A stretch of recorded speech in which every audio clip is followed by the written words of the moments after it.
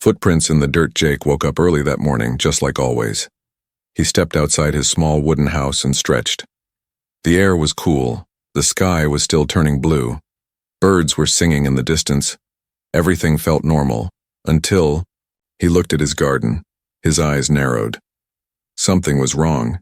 Half of his vegetables were gone. He walked to the edge of the garden and saw broken branches, fresh dirt kicked up, and something strange. Small, soft footprints, too small for an adult, too wide for a child, and they glowed. Very faint, but enough to see in the shadows. Jake kneeled down and touched the print. It was real. He looked around. Nothing else moved. No wind. No sound. Then, he saw something hanging on the fence. A thin, shiny piece of cloth. It shimmered silver and blue. Not from Earth, he thought.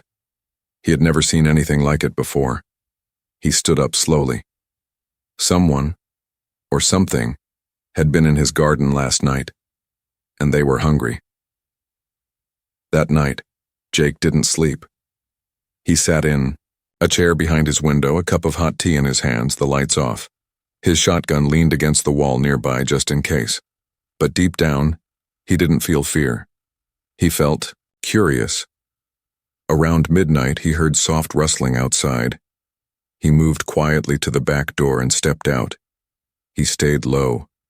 The moonlight gave everything a silver glow. His eyes scanned the trees, and then he saw her. A thin, shaking figure stepped out of the woods and into the garden.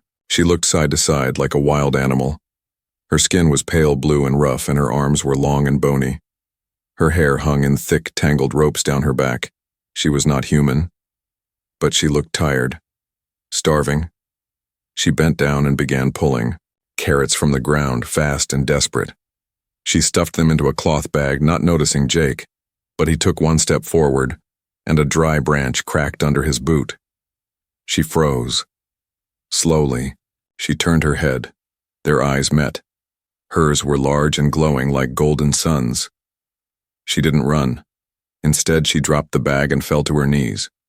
Her voice trembled as she spoke, broken and weak. "Please, don't hurt me. My children are hungry." Jake didn't move for a moment, his heart beat faster. She looked so scared, not dangerous, just desperate. "How many?" he asked softly. "2, she whispered. "Hiding. Cold. Weak. I needed food." Jake stared at her. He saw how thin her arms were, how her ribs showed through her skin. Her knees were muddy. She had no shoes. Her bag was barely full. He lowered his voice. "Get up." She didn't move. "I won't hurt you," he said. "Come with me." She looked shocked but obeyed. Slowly she stood, shaking from hunger and fear. Jake led her to his barn, a small wooden structure behind the house. Inside it was warm and dry. He handed her a blanket and pointed to a crate. "Sit." She sat. Jake took a deep breath. "You're not from here." "No," she said.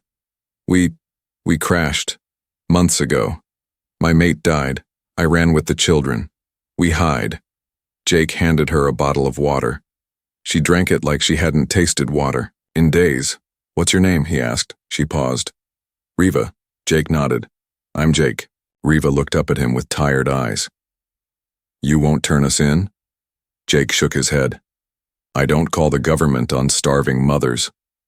Riva's eyes filled with tears. "You are kind." He stood, unsure what to do next. "Stay here tonight. We'll talk more in the morning." As he turned to leave, she called softly, "If I don't return, my children will die." Jake stopped. She looked at him. "I have to go back." Jake thought for a long second. Then he grabbed a coat off the wall and tossed it to her. "Take this. Bring them here tomorrow. I'll leave the barn open." Riva clutched the coat tightly. She looked at him like she couldn't believe he was real. "You would help us?" Jake gave a small smile. "Let's just say, no kid should starve. I don't care what planet they're from." Riva bowed her head. "Thank you, Jake." Then she vanished into the night, her footsteps light and fast. Jake stood alone in the barn listening to the silence. He didn't know what tomorrow would bring, but somehow, deep down, he knew his life had just changed forever. Jake stood outside the barn the next morning, staring at the empty dirt road. The wind was cold and frost covered the grass. He wondered if Riva would return, or if last night had been some strange dream. But then, soft footsteps. From the tree line, Riva stepped out. This time, she wasn't alone. Behind her, two small shapes followed, covered in thin blankets. They moved slowly, clinging to her legs, frightened and tired. Jake walked forward a few steps, careful not to scare them. The little ones were alien, just like their mother, but even more delicate. Big eyes, thin arms, faint, glowing skin. One of them limped. Riva raised her hand. "Please," she said. "They are too weak. They need warmth." Jake opened the barn door wider and motioned them inside. The inside of the barn smelled like hay and old wood. Jake had cleaned a corner, placing blankets, a water jug, and two small mattresses made from old cushions. The children stared at him, unsure. "It's okay," Jake said gently. "You're safe here." Riva helped them lie down. She knelt between them and held them close. "This is my son, Ril, and my daughter, Noma." Noma coughed softly, her tiny body shaking. Jake handed over a warm bowl of soup. "Eat slow," he said. The children took tiny bites. Their eyes softened as the warmth touched their empty stomachs. Riva turned to Jake. "They haven't eaten properly in 5 days." Jake looked at her. "Why didn't you come sooner?" She hesitated. "We don't trust humans. Not after what happened." Jake sat down on a hay bale. "What did happen?" Riva spoke slowly, as if each word hurt to remember. "Our ship crashed after a storm. We were fleeing hunters. Not all humans are like you. Some catch us, sell us, use us. My mate was taken. I escaped with the children. We've been hiding ever since." Jake's hands curled into fists. "Here? On this land?" Riva nodded. "Farther in the forest, underground, but the cold came. Food ran out. I had no choice." Jake looked at the kids. Noma had fallen asleep, her arms around her brother. "They won't survive another week." "Like this," he said. "I know." He stood up. "Then you'll stay here. All of you." Riva's eyes widened. "We can't. They'll find us." "Who?" She looked toward the barn doors. "Others. Men in black suits. They have scanners, drones, even dogs. They searched near the crash zone." Jake narrowed his eyes. "They came near my land?" "Yesterday," she whispered. "They searched the forest edge." Jake stood silently, thinking. His land was big, remote, but not invisible. Later that evening, as the children slept, Jake brought Riva a coat, boots, and a small box of supplies. "I want to show you something," he said. He led her behind the barn to a small hidden door half covered in vines. He opened it and lit a lantern. Stairs led underground. "This is an old storm shelter," Jake said. "My grandfather built it during the war. No one knows about it, not even the neighbors." He led her down into the cold space. It was tight, but dry and quiet. Old shelves lined the walls. There was room for 3 beds. Riva looked around. "They'll be safe here?" Jake nodded. "Safer than in the open." She turned to him. "Why are you helping us?" Jake paused. His voice was low. "Because I saw my sister starve once. I couldn't help her then. I can help you now." Riva looked down. "Then, we trust you." Back in the barn, as Jake covered Noma with another blanket, Riva sat beside him. "She asked me once," Riva said softly, "why we left home, why people hate us." Jake looked at her. "What did you say?" I told her, "Not everyone hates us. Somewhere, there's a good soul." She smiled faintly. "I didn't think I'd find it here." Jake didn't reply. But inside, something shifted. He had thought he lived a quiet life, just plants, silence, and soil. But now, in this same quiet barn, 3 lives depended on him, and for the first time in years, he didn't feel alone. For 3 days, Jake kept the barn door locked and the cellar hidden. The children didn't speak much. Noma mostly slept. Real stayed close to his mother, always watching Jake with big, glowing eyes, curious, but scared. Riva tried to smile, but worry never left her face. She kept glancing at the windows, listening to the wind, checking shadows. Something was wrong. Jake noticed it. That night, Jake was fixing the small heater in the cellar when Riva finally spoke. "They're getting closer," she said quietly. Jake looked up from his tools. "Who?" Riva stepped closer. Her voice shook. "I felt the sky shift today. The trees were too quiet. The birds flew west. I've seen this before.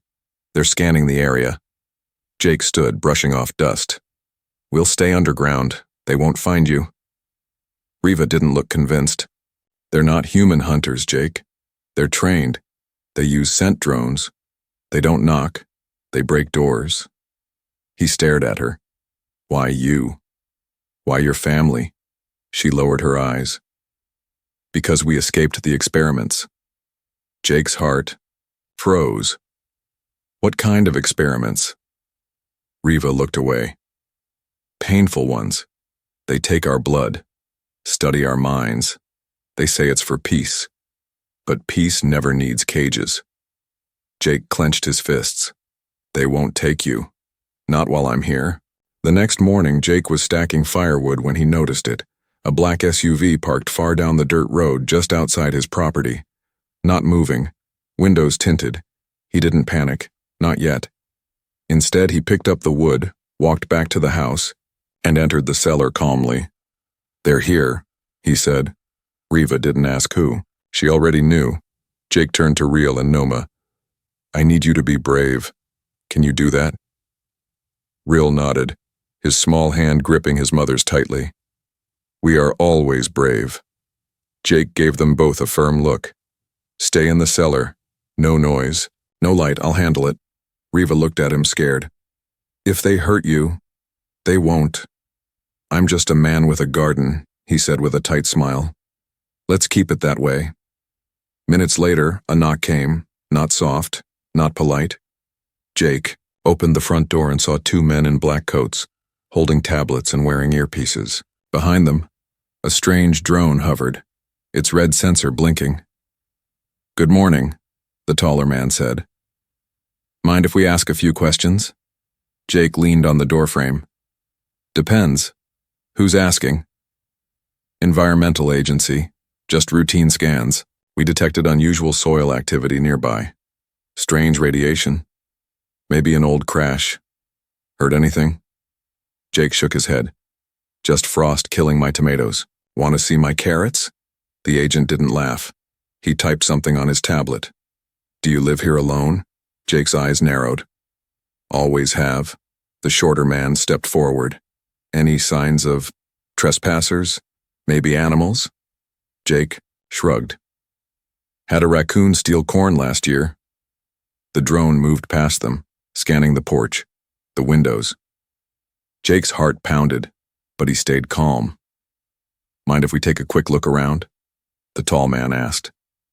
Jake stepped outside holding, his arms out. "Sure, but it's just dirt and old tools." The men moved slowly, scanning everything. When one started walking toward the barn, Jake spoke. "Hey," he said. "That barn's unstable, roof's cracked. Wouldn't want your fancy drone to fall in." The agent paused, but before he could answer, the drone buzzed suddenly, then died. The red light turned off. It dropped to the ground with a soft thud. Both men turned, confused. "What the?" the shorter one muttered. Jake stayed quiet. Deep below in the hidden cellar, Riva held her hand out, palm open. A faint glow faded from her skin. She whispered, No machines see my children. The agents picked up the broken drone and spoke quietly into their radios. After a tense moment, they backed off. We'll return if anything changes, the tall one said. Jake just nodded. Sure. You boys be careful out there. When they left, he watched the SUV until it disappeared into the trees. Then he locked the door, ran to the barn and opened the cellar hatch. Riva stood waiting, her children beside her. They'll be back, Jake said. I know, she whispered.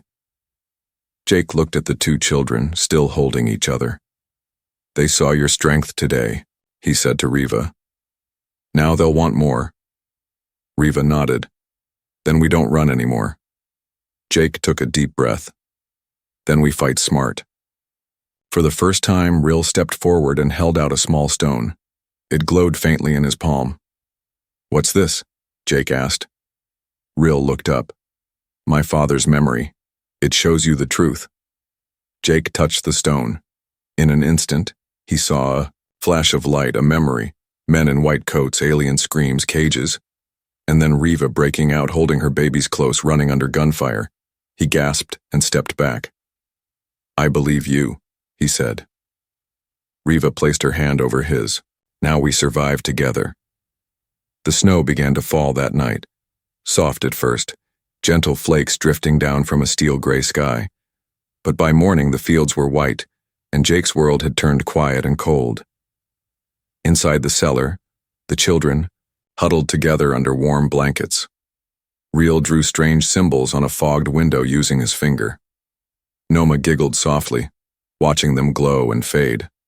For a moment, it felt like a normal winter morning. But Riva wasn't smiling. She stood near, the vent eyes sharp, ears listening to the world above. Something was wrong again. Jake could feel it too. He was chopping wood when he saw it. A drone, small and quiet, floating high above the trees. It made no sound. No blinking lights like before. It wasn't government. It was private, military grade. Black metal. Sharp, angles, scanning everything with a quiet hum. Jake stepped back, eyes narrowed. This wasn't a checkup. This was a hunt. He didn't move, didn't wave, just stood, holding the axe, watching as it circled above, then drifted directly toward the barn. No, Jake muttered. He dropped the axe and ran. In the cellar, Riva's eyes flashed. They're watching. Jake slammed the hatch shut behind him. It's a different kind of drone, smarter, quieter. Riel stood, clutching the glowing memory. Stone. They're here. Jake looked at Riva. Can your powers block it? She shook her head. It's shielded. I can't see through it. Jake cursed under his breath. Then we need to move. Riva looked unsure. But where? Jake thought fast. The old forest tunnels, the stream cave, his uncle's forgotten hunting shack. He turned to the children. Can you walk through snow? Noma nodded bravely. We can run too. Jake opened the hidden back entrance and stepped into the storm. Trees leaned heavy with snow. Wind whistled low like a warning.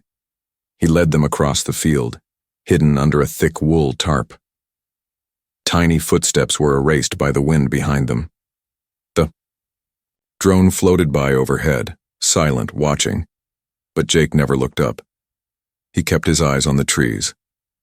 After an hour of walking, they reached the hunting shack. Half buried in snow, it stood forgotten between rocks and trees. Jake pushed the door open. The wood groaned. Inside was cold, dark, but safe. He lit a small oil lamp. We stay here tonight. Riva helped the children sit near the fire pit. Jake placed old firewood inside and lit it. Orange light filled the room, casting long shadows. Why do they keep coming? Jake asked. Riva looked at the fire. Because they think we're tools. Jake frowned. You mean weapons? No, she said softly. They think our minds can change how machines work. Open doors, see codes. They want to use us to control things. They think we're keys. Jake stared at her. And you are? She didn't answer, but her silence was enough. As the children slept, Riva sat beside Jake near the fire. You know they'll track you now, she whispered. Not just me. Jake nodded. I figured that out when the drone aimed its camera at my face. Riva looked at him. You can still leave. Walk away. Let them take us. Jake met her eyes. No. Why? She asked. Because I already lost people I loved, he said quietly. This time, I'm not walking away. Riva blinked fast. Her voice broke. Thank you. Suddenly a loud crack echoed through the trees. A tree branch? No. Footsteps. Fast ones. Jake jumped to his feet. Stay down. He grabbed the rifle from the wall. Outside, someone was approaching. Snow crunched. A flashlight beam cut through the trees. Jake peeked through a broken plank. A man in a thick winter coat. Goggles, headset, holding a tracker. Jake aimed, but didn't shoot. The man stepped closer, scanning the ground. Jake opened the shack door and called out calmly, You lost? The man turned. For a second, his face froze. You're trespassing, Jake said, stepping out with the rifle pointed low. I'm with Northern Search Ops, the man lied. Looking for a downed weather drone. Jake didn't blink. This is private land. I saw prints. I thought someone might be hurt, the man said, eyes flicking toward the shack windows. You saw nothing, Jake said, voice firm. The stranger didn't argue. He slowly stepped back. If you see anything, let us know. I won't. The man left. Jake stood still for a long time, the snow piling up on his coat. When he came back inside, Riva looked at him with wide eyes. Jake sat near the fire again. They're getting smarter. Riva leaned close. Then we have to be faster. Jake looked at the children. He didn't say it out loud, but he felt it deep in his bones. This wasn't just about protecting aliens anymore. This was war. A cold wind howled through the trees. The old hunting shack creaked in the night, its wooden walls shaking with every gust. Snow hit the windows like fingers tapping for entry. Inside, Riva was wide awake, watching the fire, her eyes glowing, softly. Jake sat nearby, loading bullets into his grandfather's old hunting rifle. Neither of them spoke.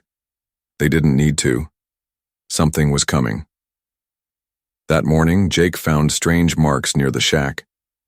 Not footprints, metal scratches in the frozen ground, circular, heavy, tracks from landing gear. A craft had been here, not a drone. Jake muttered. A scout ship. He brushed snow over the marks and walked quickly back to the shack. Riva met him at the door. They're close, aren't they? He nodded. Too close. She looked toward the forest. Then we must run. Tonight. Jake hesitated. You sure they can travel? She looked at her children, still asleep, curled together like pups. They must. By nightfall, Jake had packed supplies. Food, water, spare clothes, and something else, a small radio device. He used to fix it in the garage for fun, but now it served a purpose. It could scramble frequencies and jam tracking signals. For about 30 minutes. Just enough time to disappear. As Riva dressed the children, Jake checked the map spread out on the wooden floor. There's a cave system under Mount Brimley, he said. Old mining tunnels. Deep, hidden. If we get there. They won't find us, Riva finished. Jake nodded. But we need to go now, before first light. The journey was hard. The snow was thick. Trees stood like guards in every direction. The cold bit their skin. But they moved fast, Riva holding Noma close to her chest, Jake carrying Rill on his back. Each crunch in the snow felt too loud. Each shadow in the trees looked like an enemy. 2 hours into the hike, the night sky lit up, blue beams flashing. Between the trees, they froze. What is that? Jake whispered. Riva's voice was calm but sharp. Tracking lights. They're scanning for energy signals. Jake reached into his bag and turned on the jammer. The lights blinked, then flickered, then vanished. Riva looked at him surprised. How did you do that? Jake smiled slightly. Built it to keep nosy neighbors from spying on my internet. Guess it works on aliens, too. Riva chuckled softly. You're strange, human. Jake grinned. Takes one to know one. They reached the base of Mount Brimley by dawn. The cave entrance was hidden behind frozen vines and rocks. Jake pulled them aside and led the group in. Inside was dark, but dry. The wind vanished. The air grew warmer. They were safe. For now. As Jake started a small fire, Real finally spoke. I'm scared, he whispered.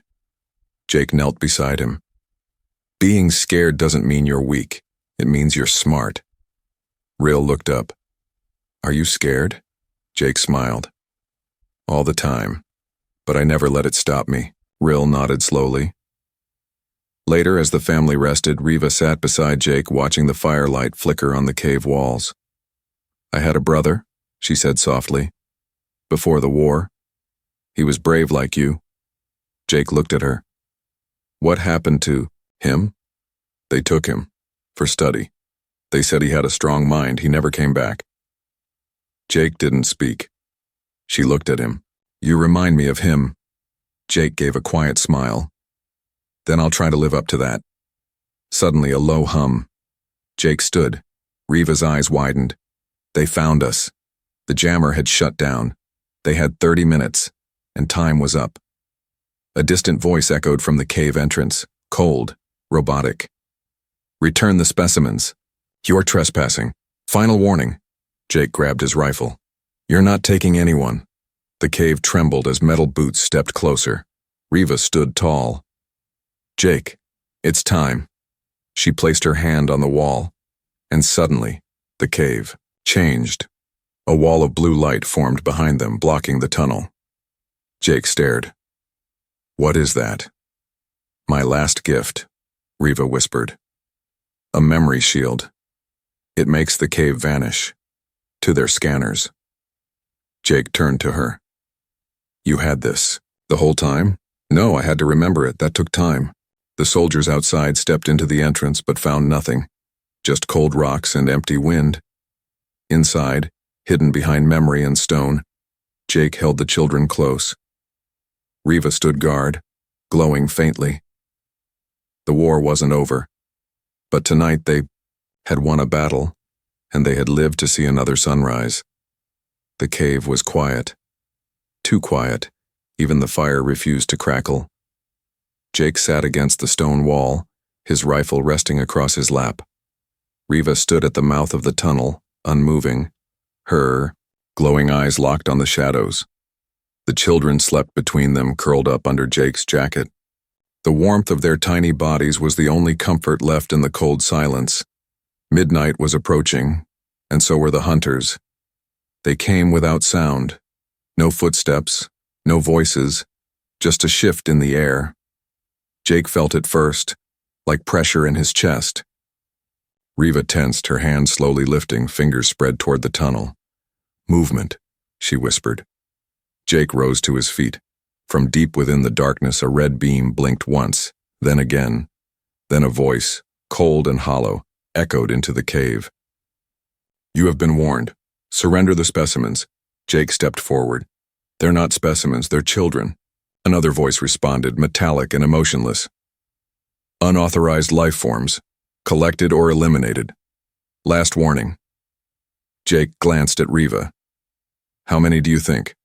She closed her eyes. 3 soldiers, 1 drone, maybe more behind.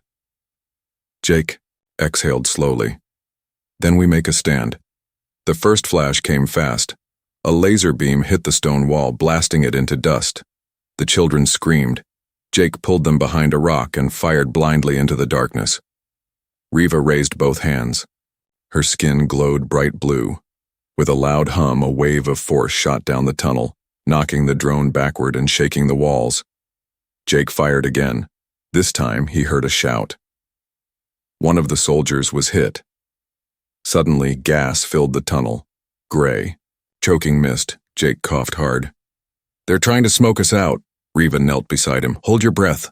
She touched the ground with both palms, and the air around them shimmered. A bubble of clear space formed, blocking the gas. Jake's eyes widened. How are you doing this?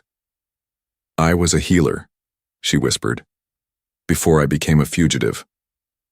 Another beam struck. This one hit Riva's shield and cracked it like glass. She winced but held firm. Jake grabbed a flare from his bag.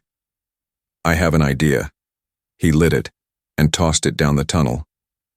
Red light filled the darkness, blinding the enemy. Jake rushed forward, his rifle raised. He caught a glimpse of a soldier, metal helmet, glowing eyes, and fired. The soldier dropped, but another stepped out, faster than Jake expected. The man lifted a weapon, but just before he could shoot, Riva screamed. A wave of blue light burst from her chest like a shockwave, slamming the soldier into the wall. Smoke cleared.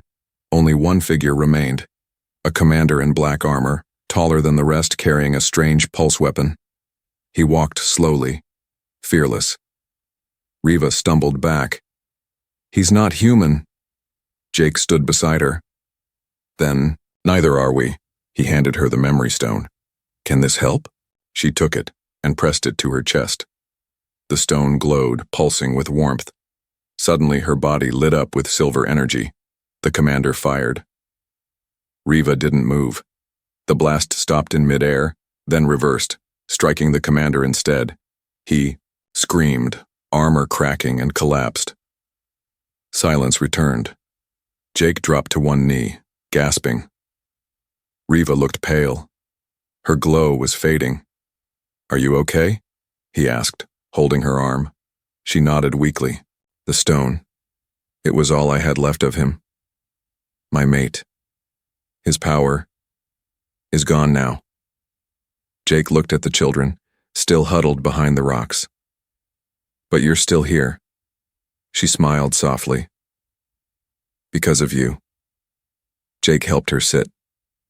The wind outside had stopped. The snow was slowing. No more movement. No more voices. They had won. In the morning, the children stepped out of the cave first. For the first time in weeks, they laughed. Noma picked up a snowflake on her finger and watched it melt.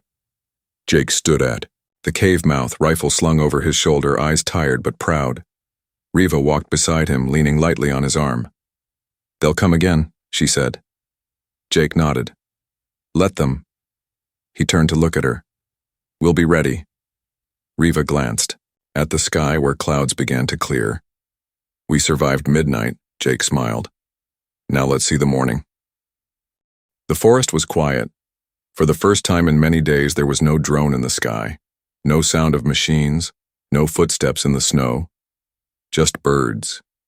Just peace. Jake stood at the edge of the trees, looking down the valley. The snow sparkled in the morning sun. His breath rose like smoke in the cold air. Behind him, laughter, children's laughter. He turned and saw Real and Noma chasing each other between the trees. Their cheeks were full of color again. Their steps were no longer slow or afraid. They were running, smiling, alive. Riva sat on a log watching them. Jake walked over and sat beside her. They're healing, she said quietly. Jake nodded. So are you, Riva smiled. And you? Jake thought for a moment, then said, I didn't know how empty this land was, until it wasn't.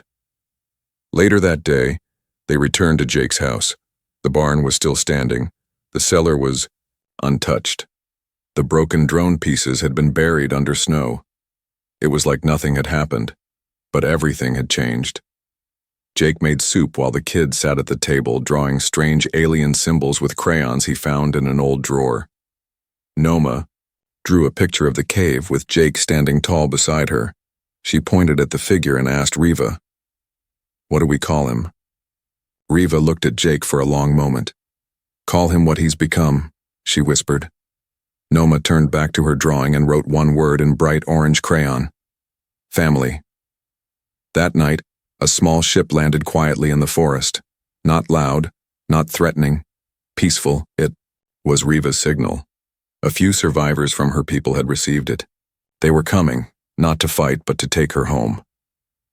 Riva stood beside the glowing ship, holding her children's hands. Jake stood a few steps back, silent. Rill let go of his mother and ran to Jake. "Will we ever see you again?" he asked. Jake knelt down and touched Rill's shoulder. "You'll always see me. In here." He pointed to the boy's chest. "That's what family means." Rill hugged him tight. Noma ran up next, holding her drawing. "This is for you," she said. Jake took it and smiled. "I'll keep it forever." Riva walked up to him last. They didn't speak for a moment. Finally, she said, "You saved more than lives, Jake. You gave us hope." Jake nodded. "You gave me something too." Riva raised an eyebrow. "What?" He looked at her, eyes soft. "A reason to care again." She stepped forward and wrapped her arms around him. Her touch was warm, not glowing, not strange, just human. Just real. The ship rose into the sky, lights flashing softly. Jake watched it until it vanished into the stars. Then he walked back to his home, holding the drawing in one hand, and a new kind of silence in his heart. Not empty, not lonely, but full. 1 week later, Jake was planting new vegetables in the garden. The soil was still frozen in places, but he didn't mind. He hummed a little tune as he worked. A soft noise made him look up. At the edge of the trees stood a package, a metal box glowing faintly. Walked over and opened it. Inside was a letter. In simple human writing it read, "You may be alone on your world, but never again in your heart. You are one of us now. Riva." Beneath the letter was a small warm stone, just like the one she once carried. Jake smiled and placed it in his pocket. That night, he sat on his porch, looking at the stars. Somewhere out there, Riva and the year. Children were safe, and down here a quiet man with a garden was no longer just a farmer. He was a protector, a friend, a family.